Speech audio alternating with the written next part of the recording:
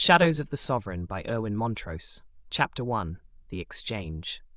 New York City pulsated with its usual energy, a metropolitan symphony of honking taxis, bustling crowds, and towering skyscrapers. Underneath it all, dark undercurrents flowed, unseen by most. Eva Trask stood on the rooftop of a mid-century office building, her camera trained on the alley below. She hadn't anticipated spotting anything that could alter the course of her career. Yet here was the proof. A clandestine meeting between a high-ranking government official and a shadowy figure with a briefcase. Eva's heart raced as the gravity of the scene unfolded. This was not the typical fare of her assigned Beata beat that usually covered city hall squabbles and community board disputes. She adjusted the lens, watching intently as the official handed over a slip of paper, then received a terse nod from the stranger. The exchange was brief, but the implications were monumental. Knowing she had to protect the footage, Eva discreetly retreated from the rooftop. As she turned to leave, her phone buzzed with a notification. A message from a blocked number read, "Delete the footage. This is your only warning." Her blood turned cold, and she realized that she was already in far deeper than she had expected. Chapter 2. The Pursuit. The reality of the message hit Eva like a cold shower as she descended the stairwell. Her investigative instincts kicked in, compelling her to act quickly. She slipped through the building's exit and merged into the crowd on the bustling sidewalk. Her mind raced. Who had read her messages so fast? Who was watching her that closely? Later that evening, as she sat at her cluttered desk, her laptop illuminated her worried expression. She examined the footage carefully, weighing her options. Just as she began writing an encrypted email to her editor, the power in her apartment flickered. Moments later, her phone rang. It was an unknown number. "Eva Trask?" The voice was steady and emotionless. "You've been found.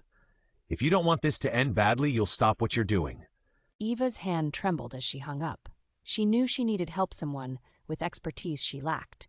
Only one name came to mind: Alex Dane, a former cyber intelligence analyst whom she had met during an exposé on digital surveillance.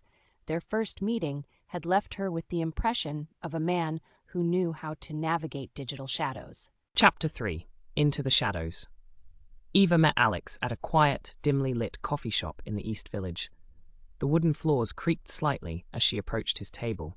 Painfully aware of her predicament, she explained everything in hushed tones, watching Alex's expression shift from curiosity to grave consideration. "Whoever these people are, they're serious," Alex said, peering over the frames of his glasses. "The Sovereign, you're dealing with an intelligence group that operates beyond government oversight. They erase any trace of their operations." "Can you help?" Eva asked, desperation creeping into her voice. Alex scratched his chin. He was a man of few words, preferring the seamless world of data and codes. But he nodded, understanding the stakes involved. "We need to be careful. I'm in." Their first task was to secure Eva's footage.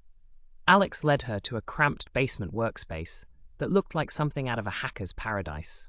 Wires tumbled over circuit boards, and glowing monitors displayed complex code within the maze of technology around him. Together, they devised a plan: distribute the footage across several secure servers, and release it only if something happened to Eva or Alex. It was a dangerous game, but the only play available. Chapter 4. Digital Intrigue. The next few days unfolded in a whirlwind of adrenaline. Under Alex's tutelage, Eva learned to navigate the vast expanses of the digital world. He taught her to execute basic hacks, avoid surveillance, and cover her tracks online. As they searched for more information about the Sovereign, the pair discovered unsettling traces of the group's activities: encrypted communications, financial transactions disguised as charitable donations, and embedded operatives in key organizations. One night, while Alex sifted through lines of code, he uttered, "These guys are using proxies worldwide. Schools, libraries, office networks. They're everywhere." His fingers flew over the keyboard.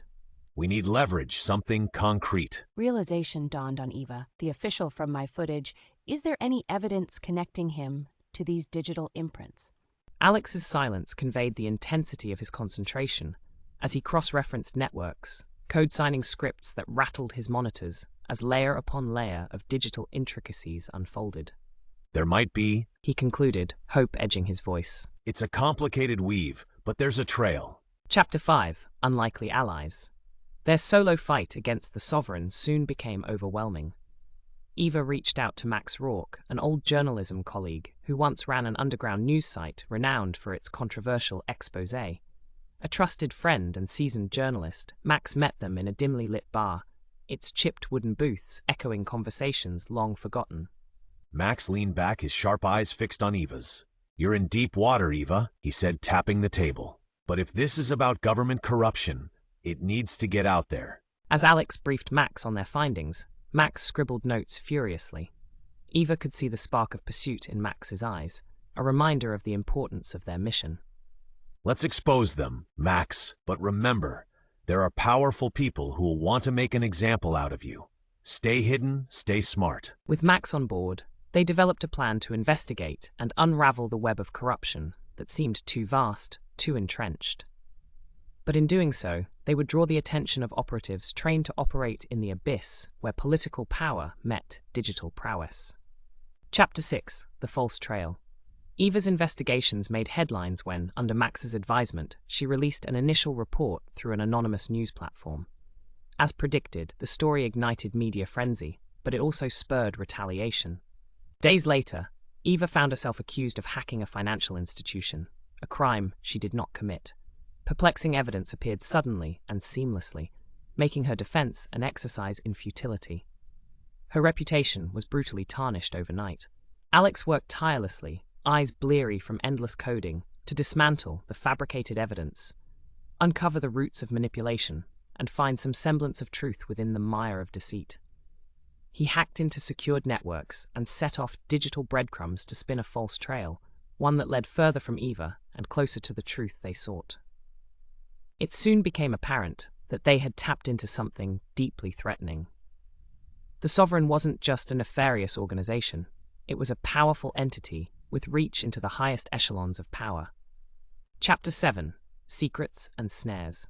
One evening, while Eva and Alex sat furiously typing, a message flashed on one of the monitors, an untraceable email with an invitation to meet at a secluded location. The sender claimed insider knowledge, offering key information if they were brave enough. Debating the risk, Eva and Alex reasoned that it was their only lead, a chance to crack open the operation. They arrived at a rundown warehouse on the city's outskirts, dusk painting long shadows across the derelict surroundings. Inside, a disheveled man emerged from the shadows, near paranoia etched into every line of his face. "I'm Greg Hall," he whispered, voice barely audible. "Former analyst for the Sovereign." His eyes bore the weight of secrets and burden he could no longer shoulder alone.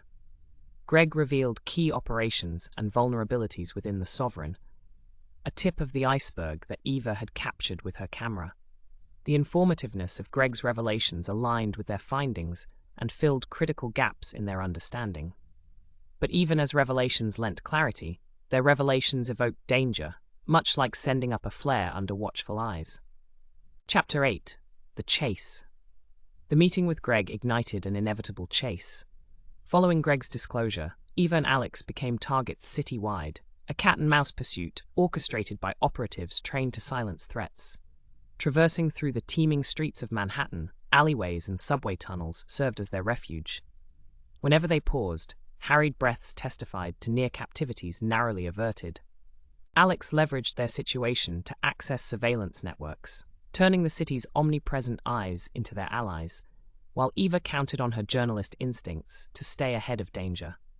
Her camera, once a tool of curiosity, became her anchor of certainty more than once. The shadows cast by the Sovereign reached threateningly close, setting Eva's adrenaline and fears ablaze. Their only hope lay in evidence Greg possessed, proof that could end their pursuit by exposing the Sovereign's reach. Chapter 9: Cutting the Cord. Time shrank as Eva and Alex rendezvoused at a quiet dock within New York City's port region. Greg hesitantly joined them, carrying encrypted data stored on a device, their key to disrupt the Sovereign's operation. Together, they devised a plan to release the documentation.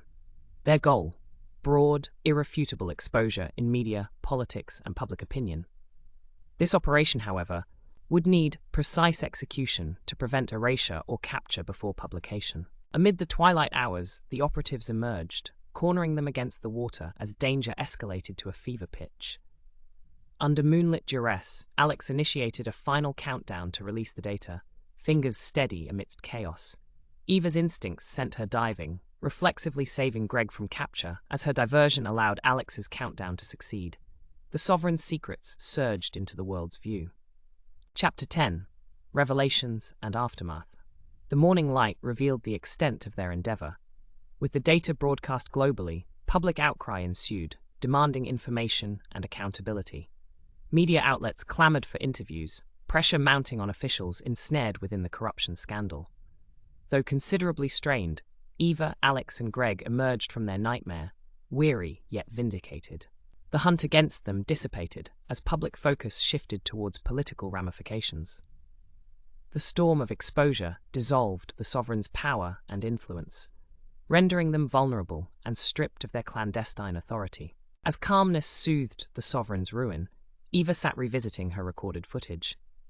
It had begun quietly, an impulsive instinct that spiraled into an unexpected and perilous adventure. Yet her pursuit for truth now bore fruit.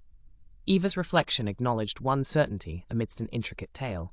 Shadows rarely favored a single side for long, ensuring that truth, like light, always found its path forward, undeterred by darkened machinations.